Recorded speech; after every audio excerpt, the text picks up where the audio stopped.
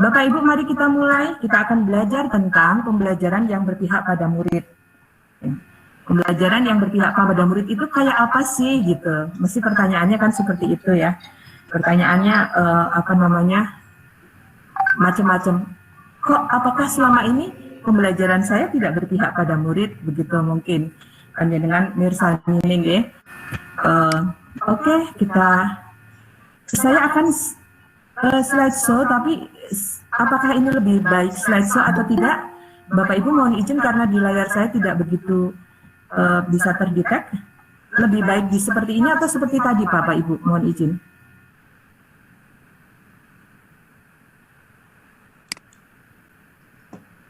Halo? Lebih jelas yang ini atau yang tadi Bapak Ibu?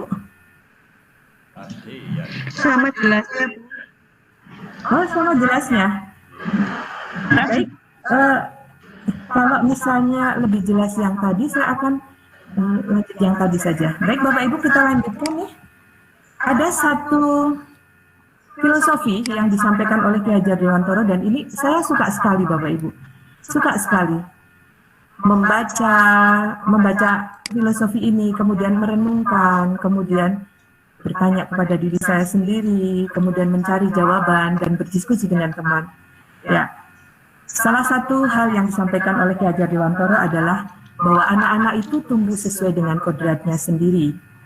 Nah, pendidik kita ini, Bapak Ibu guru, hanya dapat merawat dan menuntun tumbuhnya kodrat itu. Jadi bukan menentukan Bapak Ibu, ya. Bukan menentukan kodratnya dia harus jadi apa, dia harus seperti apa, tidak.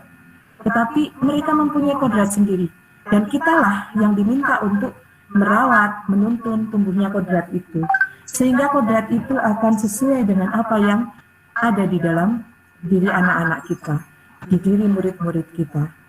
Ya, mudah-mudahan setelah Bapak Ibu mengenal salah satu filosofi, salah satu pemikiran Ki Hajar Dewantoro, Bapak Ibu menjadi lebih paham sesungguhnya saya ini menjadi guru atau hanya sekedar seseorang yang hadir di tengah-tengah para murid yang tidak membawa kebaikan apapun, yang tidak membawa kemanfaatan apapun. Ya, oke. Kemudian kita lanjutkan Bapak Ibu pada slide yang ketiga. Nah, tadi judulnya pembelajaran yang berpihak pada murid. Sesungguhnya apa sih pembelajaran itu? Apa itu pembelajaran? Ya. Pembelajaran adalah sebuah proses Bapak Ibu, di mana di dalam proses itu ada interaksi. Lebih banyak prosesnya itu interaksi, bukan proses sendiri, bukan proses yang tidak peduli, ya. Tetapi ada sebuah proses yang itu merupakan proses interaksi.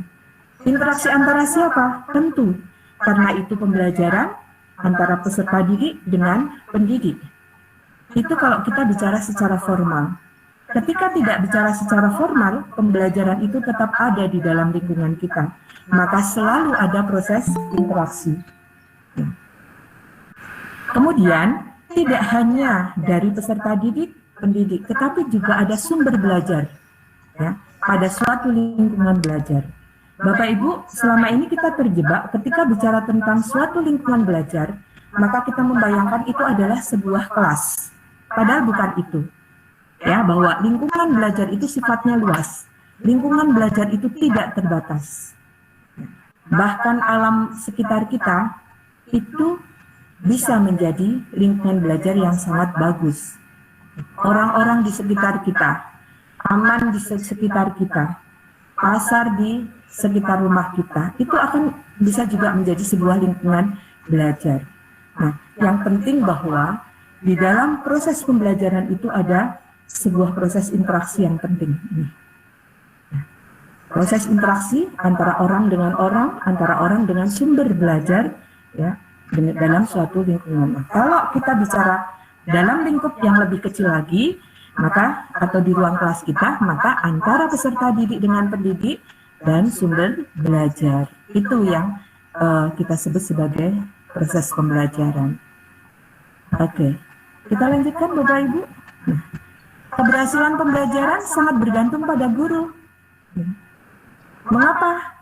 Ya, karena memang kitalah sebagai fasilitator sebuah proses pembelajaran. Agar kegiatan pembelajaran itu bisa berhasil dengan baik, maka lakukan persiapan dengan baik, lakukan prosesnya dengan baik, dan lakukan evaluasi juga dengan baik. Ketiga hal ini akan menentukan seberapa berhasil proses pembelajaran kita.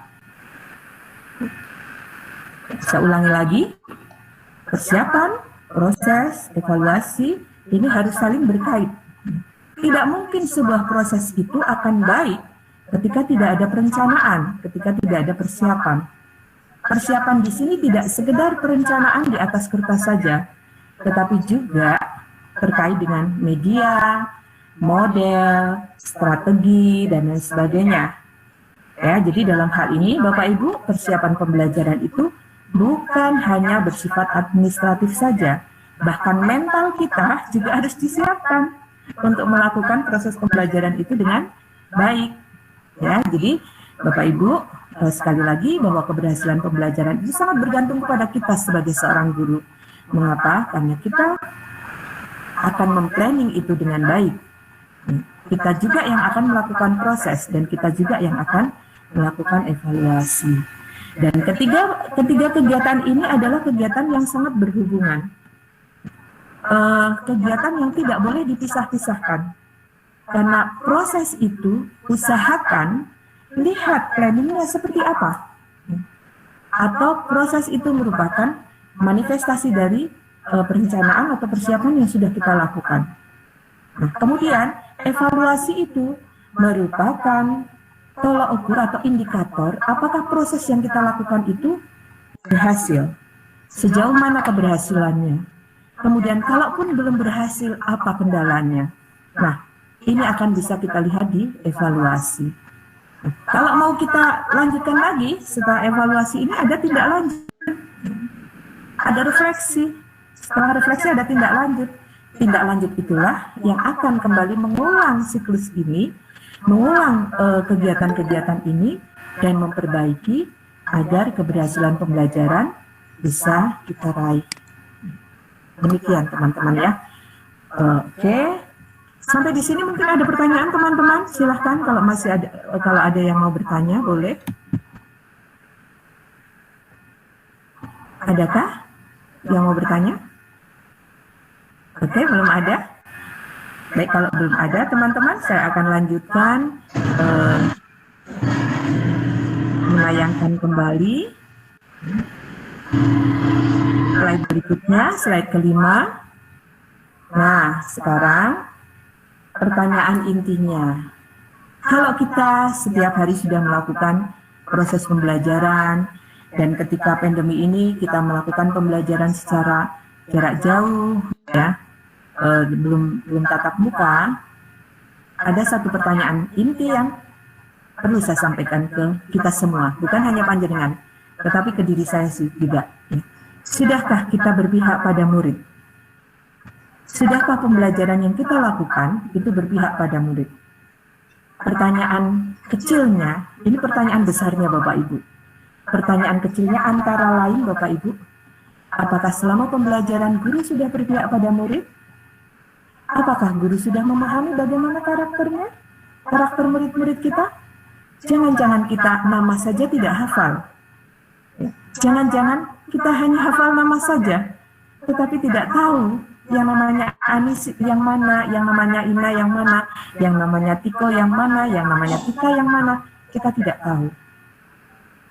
Nah, hanya hafal nama, tetapi tidak kenal siswanya.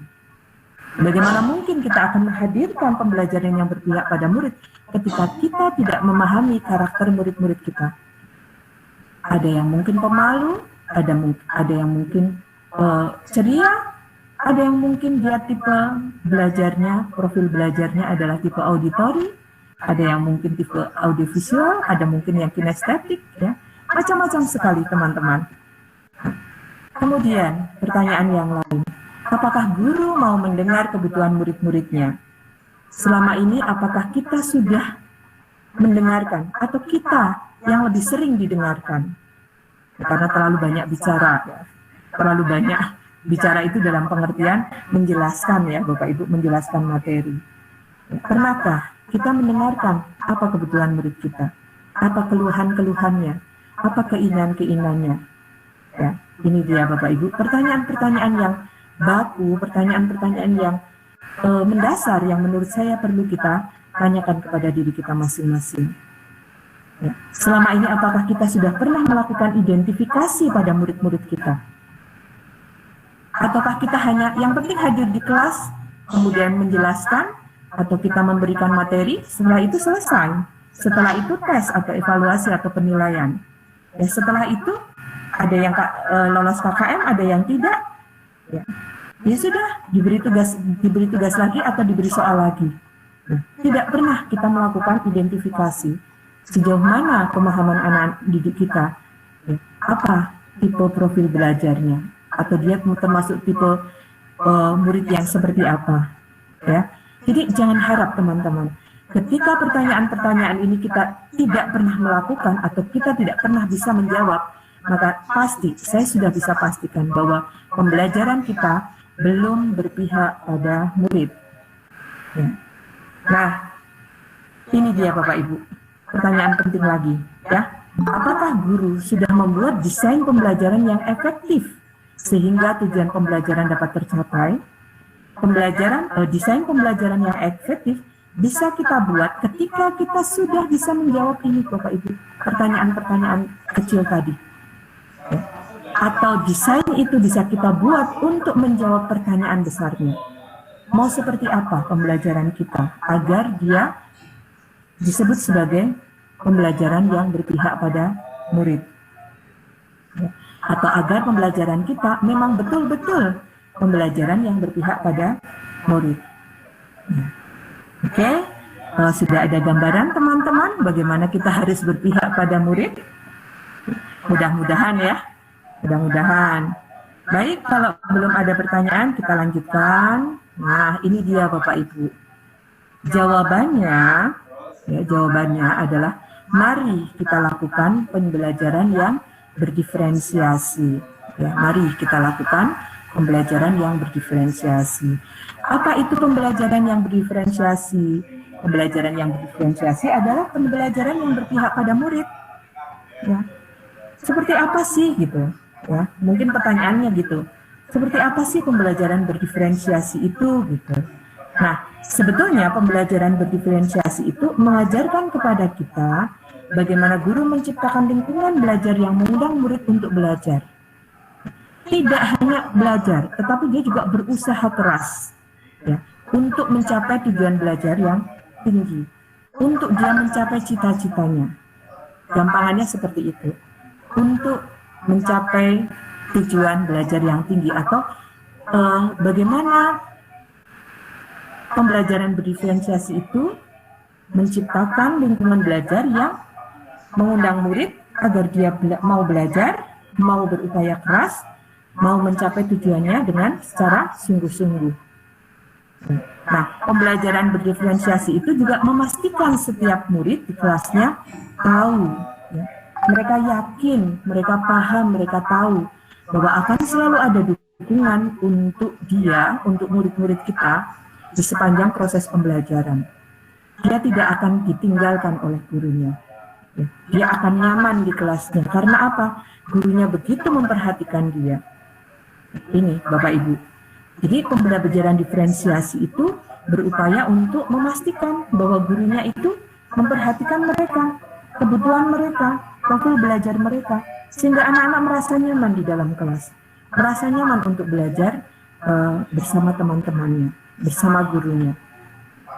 Nah, kemudian agar terbentuk pembelajaran diferensiasi atau tercipta pembelajaran berdiferensiasi di kelas kita, maka seorang guru harus mengetahui strateginya, ya, strategi pembelajaran berdiferensiasi agar pembelajarannya dapat terlaksana dengan sukses. Jadi Bapak Ibu, untuk kita bisa melakukan pembelajaran berdiferensiasi, maka kita harus tahu strateginya.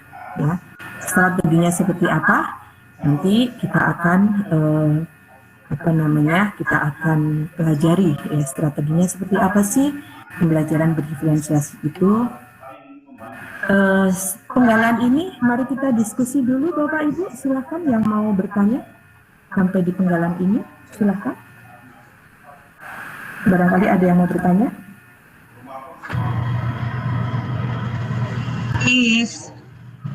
Oke, Ibu Silis Indriani, silahkan. Terima kasih Bu Is, saya sangat tertarik dengan materi yang diberikan Ibu tadi tentang yang semboyan dari Ki Hajar Dewantoro. Saya juga merasa dingin gitu ya Bu ya. Nah, tapi ini karena saya belum tahu ya Bu ya. Harusnya kalau dari yang tadi yang dari semboyan gajah untuk Ibu itu begitu melayani anak gitu ya, sangat melayani. Tetapi pertanyaan saya Bu, kadang kita sebagai guru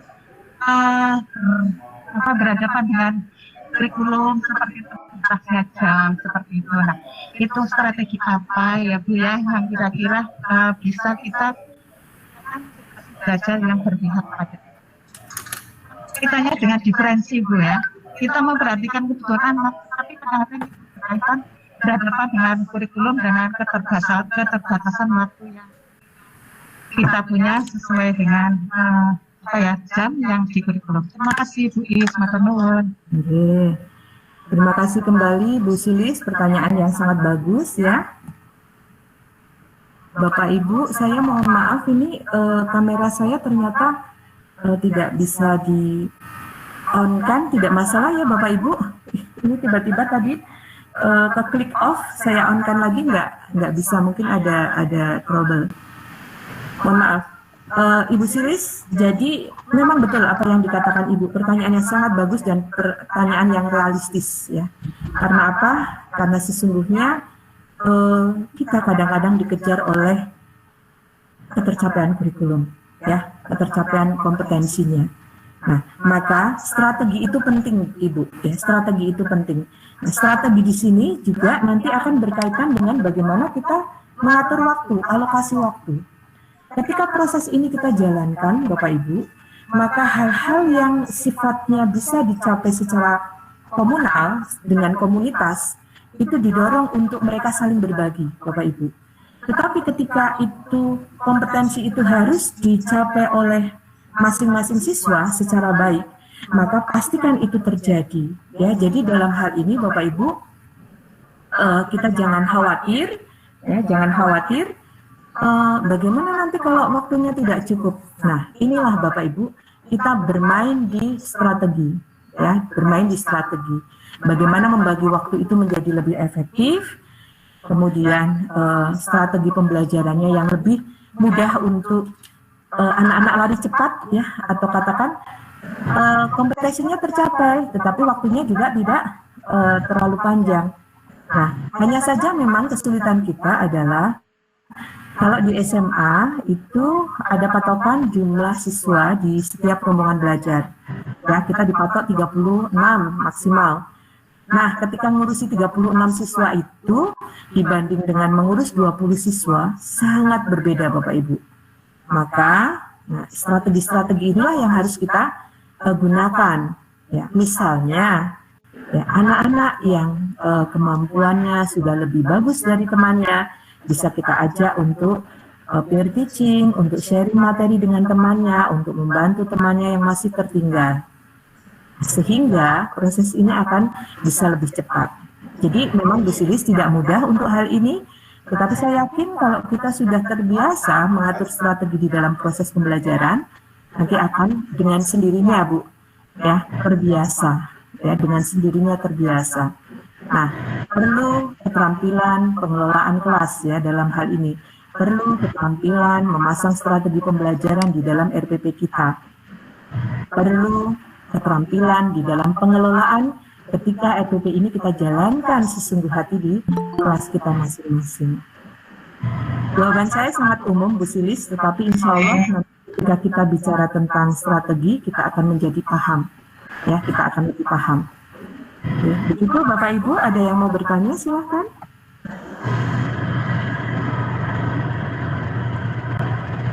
Adakah yang mau bertanya?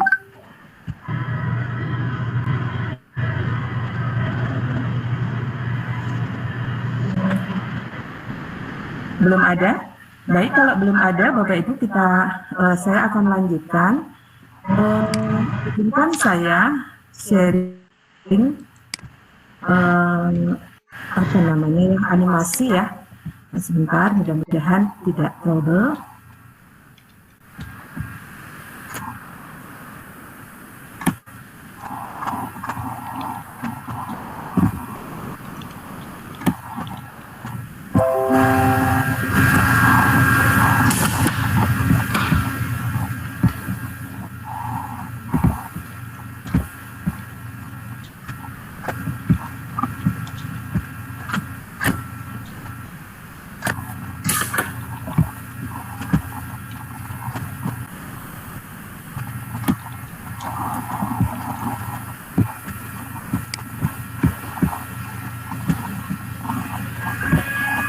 Boleh silakan apabila ada yang mau bertanya sambil saya setelkan dulu ini ya Bapak Ibu. Bentar, ini nampaknya ada trouble sedikit.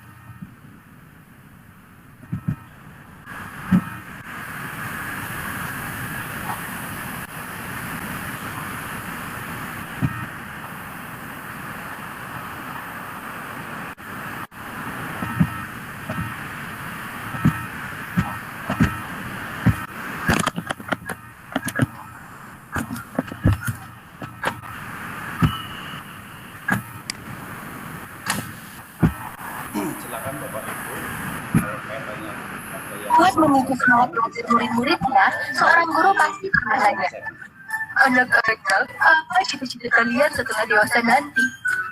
Tapi apakah gurunya sendiri punya cita-cita dalam ngejalanin profesinya? Dulu cita-cita. Sebentar Bapak Ibu, ini saya ada trouble ya, sebentar.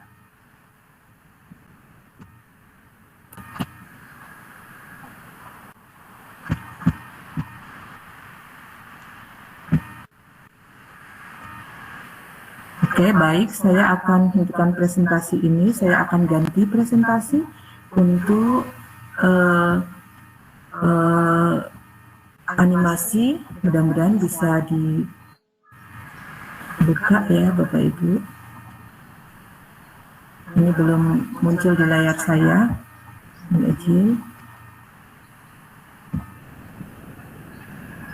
Apakah ini sudah muncul di layar Bapak Ibu?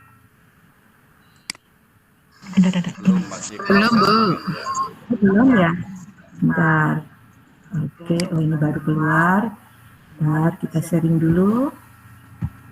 Ya. Bapak Ibu, sudahkah muncul di layar Bapak Ibu? Sudah, Bu. Sudah ya. Oke, kita lihat dulu Bapak Ibu. Yang belum, sabar. Buat memicu semangat belajar murid-muridnya, seorang guru pasti pernah nanya, anak-anak, apa cita-cita kalian setelah dewasa nanti? Tapi apakah gurunya sendiri punya cita-cita dalam ngejalanin profesinya? Dulu cita-cita mereka ya pengen jadi guru. Sekarang udah kecapai dong cita-citanya. Iya sih, tapi bukannya justru cita-cita mulia itu baru dimulai begitu seseorang menjalani profesinya. Cita-cita itu kan bukan sekedar jabatan. Banyak calon guru yang terjebak dengan jargon ingin mencerdaskan kehidupan bangsa, tapi setelah terjun sebagai pengajar, apa iya cita-cita itu yang diperjuangkan? Atau malah sekedar tuntutan kurikulum, ngajar materi cuma sesuai silabus, nuntut semua murid paham serentak, tanpa peduli kemampuan yang beda-beda. Belum lagi, giliran ada yang nggak ngerti dan nanya, malah diomelin. Nggak sedikit loh guru yang jadi lupa kalau saat ngejalanin profesinya, mereka juga harus merdeka. Bahkan, gurulah yang seharusnya ngejadiin merdeka belajar sebagai cita-cita bersama. Dalam menerapin merdeka belajar, guru berperan penting membantu siswa-siswanya, bukan cuma buat mencapai, tapi juga nemuin tujuan belajar. Tujuannya bukan cuma buat nilai bagus ya, tapi kayak kenapa sih matematika, biologi, sejarah, atau geografi penting buat dipelajarin? Apa kaitannya dengan kehidupan sehari-hari? Bahkan, buat mendukung proses belajar yang lebih optimal, guru juga harus mendorong murid-muridnya buat menemukan cara belajar sebagai fondasi dari proses belajar itu sendiri. Inilah yang ngebikin murid-murid jadi pelajar yang mandiri, kepo sama banyak hal, pengen bisa ahli di bidang tertentu, berguna bagi diri sendiri, dan pastinya bermanfaat bagi orang lain dan lingkungannya. Terakhir, guru juga harus jadi pihak yang bisa menerima kritik dan saran buat mengukur seberapa efektif sih proses belajar yang dilakukan, alias bersikap reflektif. Hal ini tentu lebih besar dari tuntutan menuntaskan kewajiban kurikulum doang. Pada akhirnya, merdeka belajar ngebuat dua belah pihak jadi paham. Hasil belajar itu bukan cuma soal seberapa banyak pengetahuan yang diserap, tapi gimana kedua belah pihak bisa mengevaluasi dan berkreasi dengan pengetahuan yang dimiliki.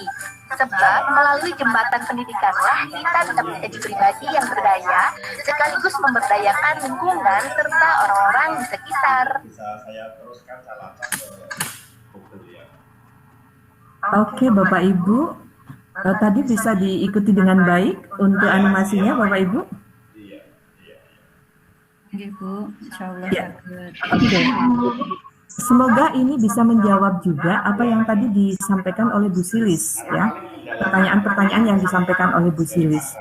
Kondisi ini Bapak Ibu, kondisi yang tadi disampaikan di animasi ini sangat-sangat mungkin terjadi di kelas kita. Ya, kita sering sekali terjebak pada kondisi, yang penting selesai materinya. Nggak peduli apakah si anak paham atau tidak, ya. Apakah itu sesuai dengan kebutuhan siswa atau tidak. Tidak sekedar belajar itu tidak sekedar menghasilkan nilai-nilai di atas kertas, tetapi lebih apakah dia paham atau tidak apa yang dia pelajari, bermanfaat tidak untuk dirinya sendiri, apa implikasinya terhadap kehidupannya, dan seterusnya Bapak Ibu. Jadi dalam hal ini, mari kita merdekakan murid-murid kita merdekakan diri kita untuk melakukan pembelajaran-pembelajaran yang memerdekakan, untuk melakukan pembelajaran-pembelajaran yang tadi kita sebut sebagai pembelajaran berdiferensiasi. Bukan kita yang menentukan kodrat hidup anak-anak kita, tetapi mereka lah yang sesungguhnya ya, mempunyai kodrat itu, kita menuntun dan mewujudkannya. Seperti itu Bapak Ibu. Ya, kita kembali ke layar tadi presentasi kita. Oke, ini tadi kita sampai di sini Bapak Ibu. Kalau tidak ada pertanyaan lagi atau belum ada pertanyaan, kita lanjutkan. Ini ada yang di Berikutnya ini Bapak Ibu. Apa sih tujuan pembelajaran berdiferensiasi? Bahwa sesungguhnya pembelajaran diferensiasi itu bertujuan untuk membantu setiap murid tumbuh semaksimal mungkin sesuai dengan kemampuannya, sesuai dengan bakat minatnya, sesuai dengan apa yang ada di dalam dirinya. Ya, jadi dalam hal ini kita membantu Bapak Ibu. Kalau anak itu misalnya dia berbakat di bidang olahraga, maka ketika kita misalnya saya guru bahasa Indonesia, ya, berikan kesempatan dia misalnya sedang belajar teks deskriptif, maka berikan dia kesempatan untuk mendeskripsikan ya, apa hobinya gitu. Atau misalnya bagaimana mungkin dia jago basket misalnya ya, kita pancing untuk dia bisa mendeskripsikan bagaimana dia bermain basket sebegitu hebatnya. Nah, kondisi-kondisi inilah yang harus kita kaitkan Bapak Ibu. Agar apa? Pembelajaran kita tidak terlalu monoton. Ketika anak belajar basket, ketika anak itu jago basket, kemudian tiba-tiba dia harus mendeskripsikan cara membuat kue misalnya, maka mungkin dia akan merasa sulit sekali. Ya, sulit sekali. Saya nggak bisa membuat kue, nggak hobi gitu. Hobinya apa? Hobinya misalnya basket, maka kaitkan tugas-tugas kita dengan hobinya. Bagaimana kalau saya guru biologi, bisakah itu? Bisa saja Bapak Ibu. Anak-anak yang jago olahraga biasanya tidak mau diam. Maka berilah dia tugas-tugas atau berilah dia pembelajaran, membantu pembelajaran yang berkaitan dengan kemampuan kinestetiknya. Nah, ini Bapak Ibu. Jadi dalam hal ini tujuan pembelajaran berdiferensiasi adalah membantu setiap murid tumbuh semaksimal mungkin sesuai dengan kemampuannya. Nah, dengan demikian guru akan berusaha. Ini tadi Bapak Ibu. Berusaha gimana caranya ya pembelajaran kita bisa diterima dengan baik, kemudian pembelajaran kita bermanfaat bagi murid atau bagi siswa, ya. Bagaimana kita menghadirkan pembelajaran itu menjadi pembelajaran yang menyenangkan dan bermakna. Maka usaha guru tidak sebatas itu, dia juga harus mengetahui perkembangan setiap muridnya dan pengembangan kelasnya secara keseluruhan. Artinya apa? pasti Bapak Ibu ketika mengajar akan tahu, oh kelasku, misalnya kalau guru SD mungkin karena hanya satu kelas ya akan lebih mudah memahami profil siswanya secara individual dan profil kelasnya secara keseluruhan. Tetapi kalau guru SMP, guru SMA yang tidak hanya satu kelas yang diampu, juga paling tidak Bapak Ibu berusaha, oh kalau saya mengajar di kelas 10 MIPA 1, tipikal kelasnya adalah tipikal anak-anak yang aktif.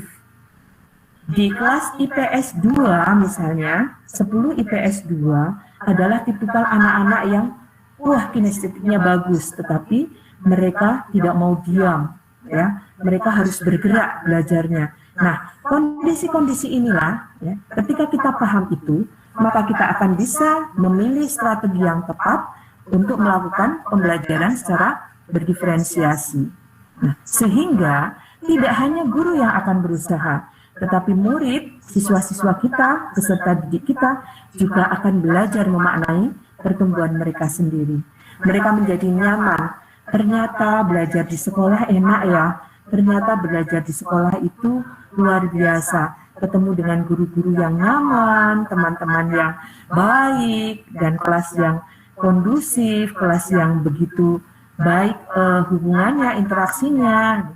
Ini mereka akan belajar memaknai. Belajar memaknai pertumbuhan diri mereka sendiri, pertumbuhan mereka bersama teman-temannya di dalam komunitas yang luar biasa. Ini Bapak Ibu, tujuan pembelajaran diferensiasi. Murid tumbuh semaksimal mungkin, guru berusaha semaksimal mungkin, mengetahui perkembangan murid dan kelasnya, dan murid juga akan belajar memaknai pertumbuhan mereka sendiri. Ini yang diharapkan terjadi pada pembelajaran berdiferensiasi. Baik, kita lanjutkan Bapak Ibu. Ada yang chat ini Bu Is. Ada yang chat akan bertanya tapi melalui chat. Oh, ada yang chat ya. Mohon maaf Bu, dalam pembelajaran secara daring saat ini sepertinya agak terkendala untuk bisa mengenal karakteristik setiap peserta didik. Ini dari Bu Okta. Terutama karena belum pernah bertatap muka sama sekali. Apa strategi yang dapat kita tempuh untuk mengenal karakteristik murid? Ya, karena kondisinya saat ini kita akan daring. Ibu itu dari Bu Okta. Oke, Bu Okta, pertanyaannya sangat bagus ya. Di daring ini, pembelajaran jarak jauh ini kita memang terbatasi oleh kesempatan bertemu ya. Tetapi untuk pembelajaran tidak terbatas ruang dan waktu. Itu untungnya.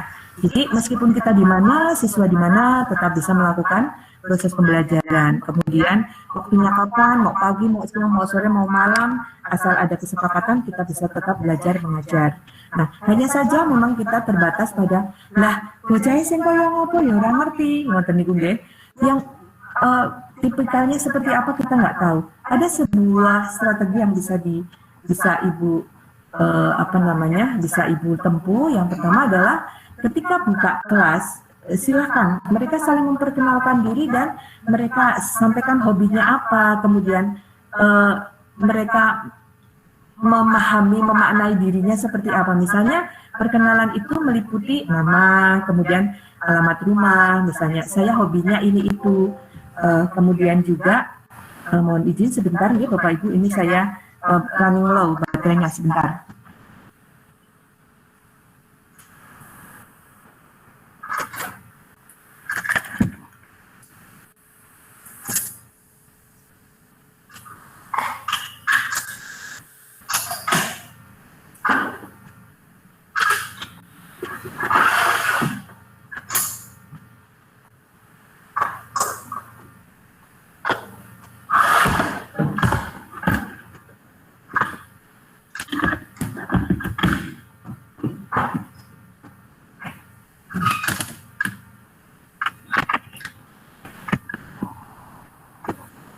Oke, saya lanjutkan Bapak Ibu. Jadi dalam hal ini Bu Okta bisa mengambil strategi ketika pertama kali masuk, Ibu bisa memberikan kesempatan anak-anak untuk memperkenalkan diri, termasuk juga hobinya, termasuk juga keinginannya ketika belajar di mata pelajaran ibu. Jadi jangan khawatir, dari proses ini mudah-mudahan ya mungkin tidak 100% ya, tetapi paling tidak ibu jadi mengenal, oh si A dia hobi menggambar, si B dia hobi olahraga, hobinya misalnya main volley, main basket misalnya seperti itu. Kemudian termasuk anak yang ceria atau apa, mereka suruh katakan bagaimana mereka memperkenalkan profil mereka kepada guru dan teman-temannya. Sehingga pada proses perkenalan itu paling tidak ibu sudah tahu, boleh dikatakan 50% gambaran si anak seperti apa. Kemudian sekali waktu adakan pembelajaran sinkronus ya, sinkron bertemu dengan mereka melalui media Google Meet, ya Zoom dan lain sebagainya. Ketika berinteraksi itu ibu juga akan tahu, oh si A, si B, si C termasuk yang aktif, yang belum aktif siapa, sekali waktu ditunjuk untuk dia aktif. Nah, dari situlah paling tidak kita bisa memahami bagaimana profil anak-anak kita, profil murid-murid kita di kelas. Demikian mudah-mudahan bisa membantu ya. Bisa juga misalnya ketika diberi tugas, bagaimana balikan tugas itu. Ya, dari balikan tugas itu atau dari hasil tugas itu, hasil anak-anak mengerjakan, kita sedikit banyak akan tahu seperti apa profil mereka. Ya, itu Bapak Ibu. Jadi ada banyak cara sih, tetapi paling tidak cara-cara sederhana semacam itu. Begitu, Bu Oka, mudah-mudahan bisa membantu ya. Mas Aris, ada lagi kah yang bertanya? Oke, kalau belum ada, kita lanjutkan kepada strategi tadi. Ya, guru harus tahu strategi pembelajaran berdiferensiasi agar dia bisa melakukan pembelajaran yang bagus di kelasnya, ya, atau pembelajarannya berlangsung secara baik di kelasnya. Nah, strategi pembelajaran berdiferensiasi bisa kita kenalkan, ada diferensiasi konten, ya, ada diferensiasi proses dan ada diferensiasi produk. Dalam hal ini tentu dari kata-katanya ini akan ketahuan, oh ini kontennya berarti isinya, materinya, cakupannya. Ya. Kalau proses berarti proses yang dilakukan, kalau produk berarti hasilnya. Nah, seperti apa? Ini kita akan bahas satu demi satu. Yang pertama adalah diferensiasi konten, Bapak Ibu. Ya. Nah, diferensiasi konten itu berhubungan dengan apa sih yang diajarkan pada murid. Ini dia. Apa yang kita ajarkan kepada siswa kita, kepada peserta kita. Nah, apa yang kita ajarkan itu hendaknya mempertimbangkan pemetaan kebutuhan belajar. Baik itu dalam aspek kesiapannya, aspek minatnya, dan aspek profil belajarnya. Contoh tadi, misalnya, di kelas 10 IPS 2, tadi rata-rata anaknya adalah anak-anak kinestetik. Maka hadirkan pembelajaran kita yang mengarah ke sana. Materi-materinya itu kita kemas agar apa? Ini pas kalau untuk anak-anak yang tipenya kinestetik. Tetapi pada kelas yang ragam macamnya itu banyak, maka siapkan kontennya, materinya dengan stimulus-stimulus yang bisa mereka terima dengan baik. Contoh misalnya, anak-anak yang tipikanya audiovisual, maka hadirkan video sebagai stimulus. Ya. Kontennya kita kemas dalam bentuk video. Anak-anak yang kinestetik, ya, kontennya kita kemas juga bisa dalam bentuk video yang menampilkan banyak sekali gerakan. Ya. Anak-anak yang dia suka dengan keheningan, suka membaca, begitu, hadirkan kontennya itu dalam bentuk teks, ya. Jadi inilah Bapak Ibu, kita harus mengemas konten-konten ini sesuai dengan apa yang dibutuhkan oleh murid kita. Bagaimana kesiapan belajar mereka, kemudian bagaimana minatnya, bagaimana profil belajarnya. Nah, bisa dari satu persatu, bisa juga kombinasi ketiganya. Mungkin panjenengan bertanya begini, Bu Is, betapa rumitnya. Ya, memang rumit. Tetapi ketika itu sekali dilakukan Bapak Ibu, maka sesungguhnya kita sedang membuat persiapan itu tidak terbatas usia, tidak terbatas waktu. Seberapa panjang kita akan seberapa lama kita akan mengajar, berapa tahun. Nah, ketika kita sudah bisa melakukan diferensiasi konten ini sekali saja Bapak Ibu, maka sesungguhnya itu bisa dipakai kok untuk tahun-tahun berikutnya. Tinggal disesuaikan saja dengan kondisi siswa yang ada di tahun tersebut. Demikian Bapak Ibu. Jadi diferensiasi konten itu kita mendiferensiate, kita membuat perbedaan-perbedaan, ada kontennya. Nah, konten atau materi itu kita hadirkan dalam bentuk yang berbeda kemasan Bapak Ibu, sesuai dengan profil belajar siswa, sesuai dengan minatnya juga, ya. Bagaimana kesiapan belajar mereka? Itu Bapak Ibu yang terkait dengan diferensiasi konten. Kemudian untuk diferensiasi proses, ya, yang kedua, tadi kan strateginya ada 3. Yang pertama ada diferensiasi konten, kemudian yang kedua ada diferensiasi proses, dan yang ketiga nanti ada diferensiasi produk.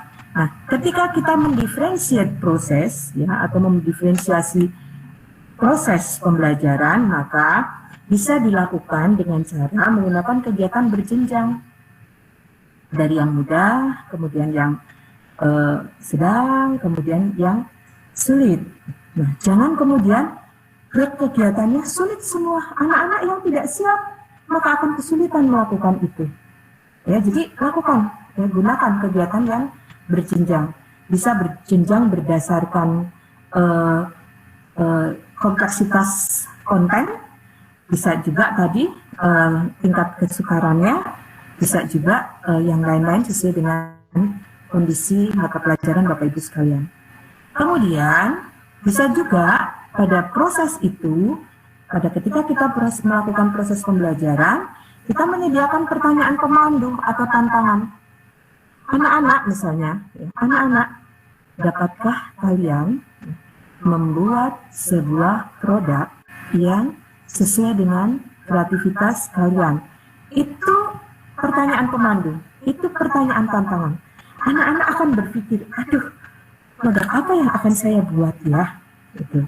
Nah, pasti ketika mereka akan membuat produk yang berbeda, prosesnya pun akan melakukan proses yang berbeda.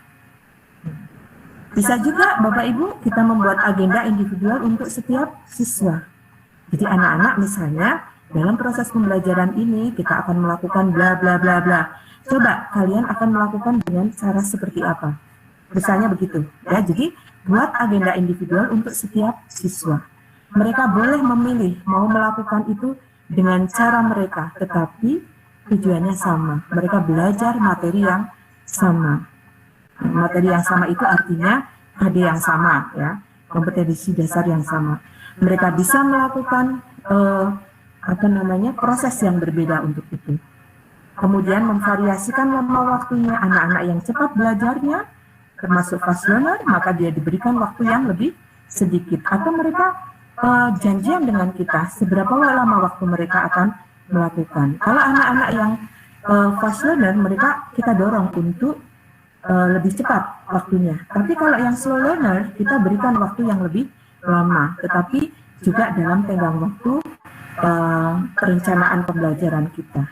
Nah, kemudian mengembangkan kegiatan yang bervariasi, yang mengakomodir yang sini ini, mengakomodasi beragam gaya belajar. Ya, silahkan.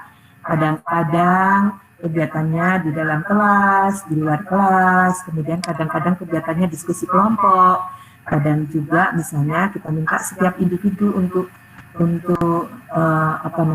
tampil dan lain sebagainya.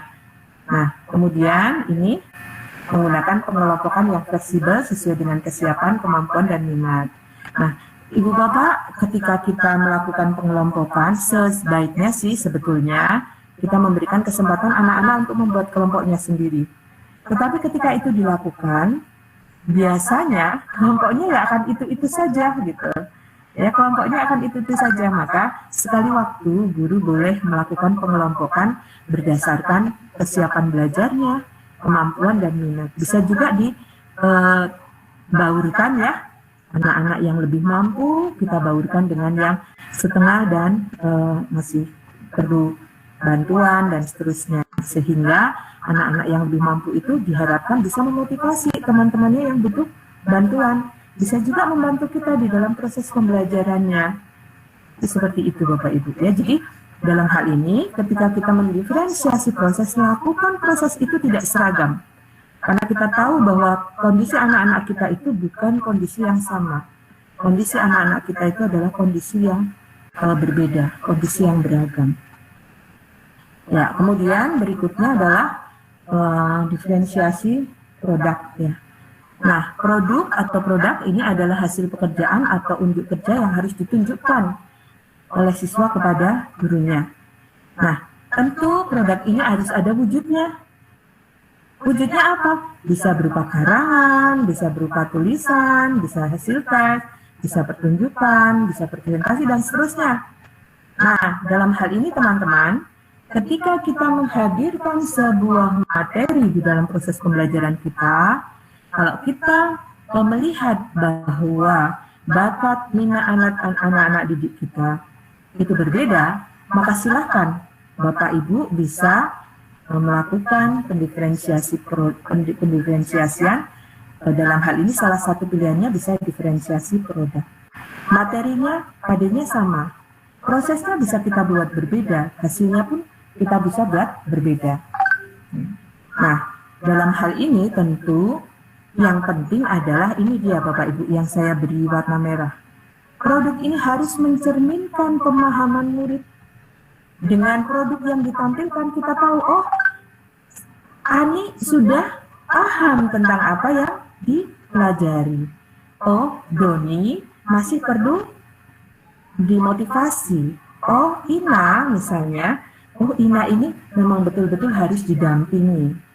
Ya, jadi dalam hal ini Bapak Ibu, ketika kita mendiferensiasi produk di dalam proses pembelajaran kita, lihat bagaimana produk anak-anak itu dibuat. Oh, ini sungguh-sungguh, ini tidak sungguh-sungguh. Pasti Bapak Ibu akan tahu, karena saya yakin Bapak Ibu sudah berpengalaman ya untuk mengatakan bahwa produk yang dibuat anak-anak ini adalah produk-produk yang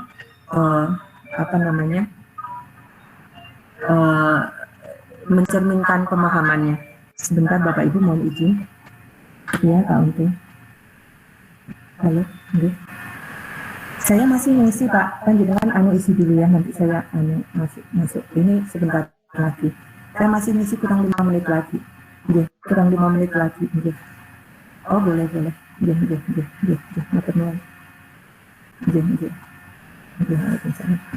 Ya, baik Bapak Ibu, saya lanjutkan. Ya,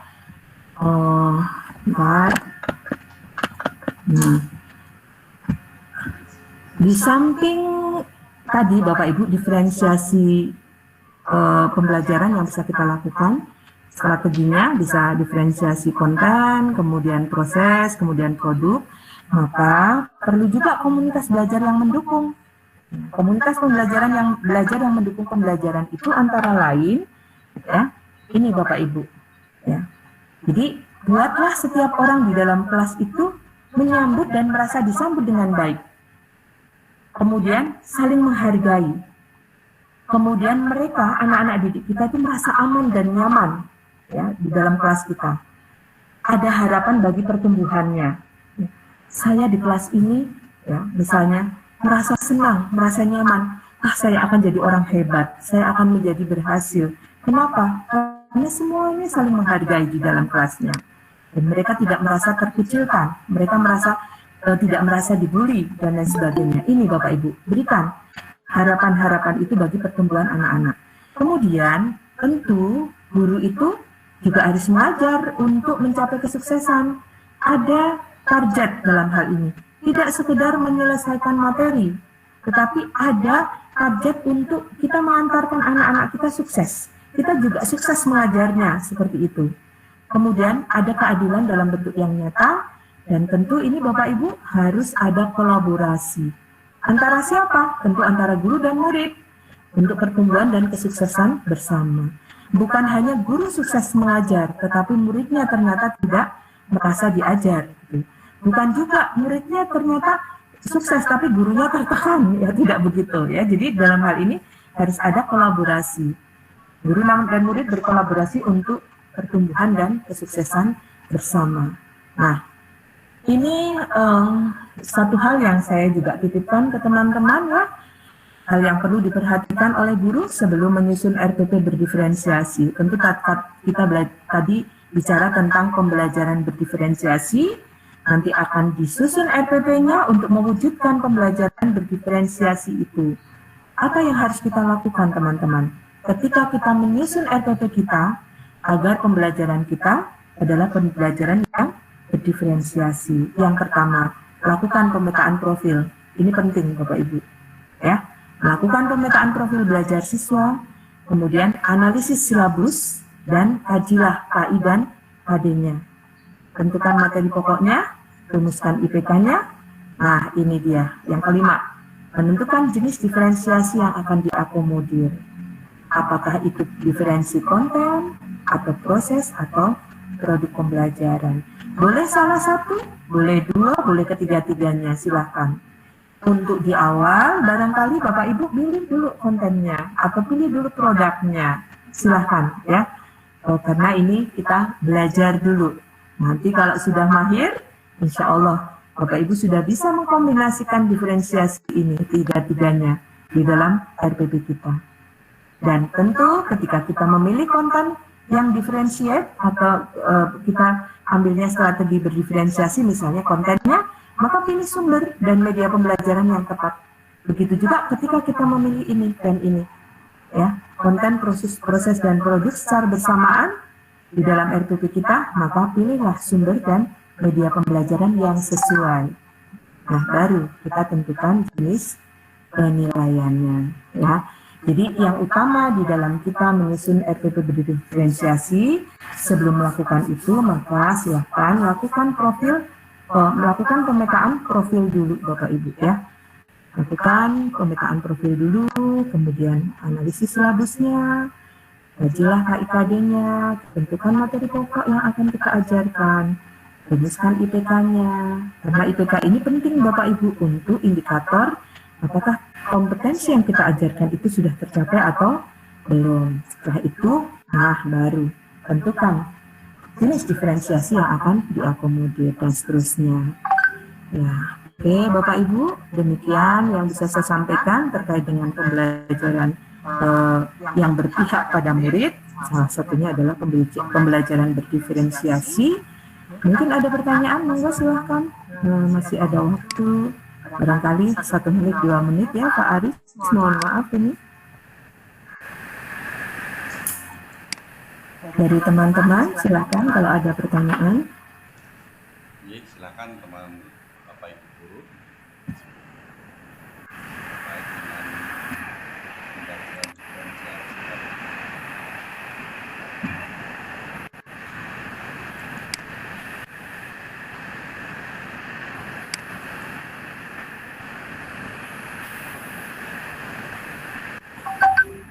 belum ada Bu. Belum ada ya. Mas Aris, ini mungkin waktunya sudah, saya diberi waktu sampai 10.15 ya. Ini kayaknya sudah mengikuti waktu. Bapak Ibu tidak ada pertanyaan, mudah-mudahan bisa dipahami dengan baik, atau mungkin saya tidak tahu persis apakah ini materi kurang menarik ya, tetapi menurut saya penting. Saya berusaha untuk menjabarkan secara baik, kemudian mudah-mudahan bisa diterima juga dengan baik. Kalau misalnya ada pertanyaan, nanti silakan Bapak Ibu bisa menghubungi, bisa by phone, by WA dan seterusnya. Bisa juga kita berdiskusi secara offline kalau memang waktunya sudah memungkinkan. Monggo silakan Bapak Ibu, masih adakah? Kalau tidak ada, saya kembalikan kesempatannya kepada Mas Aris Sugiarto selaku host. Terima kasih. Tentu ada banyak kekurangan saya mohon maaf. Dan mudah-mudahan yang sedikit ini bermanfaat untuk kita semua. Semangat belajar teman-teman, selalu mencari ilmu dimanapun, kapanpun, dan insya Allah menjadi keberkahan bagi kita semua. Kurang dan lebihnya mohon maaf. Terima kasih. Assalamualaikum warahmatullahi wabarakatuh. Waalaikumsalam.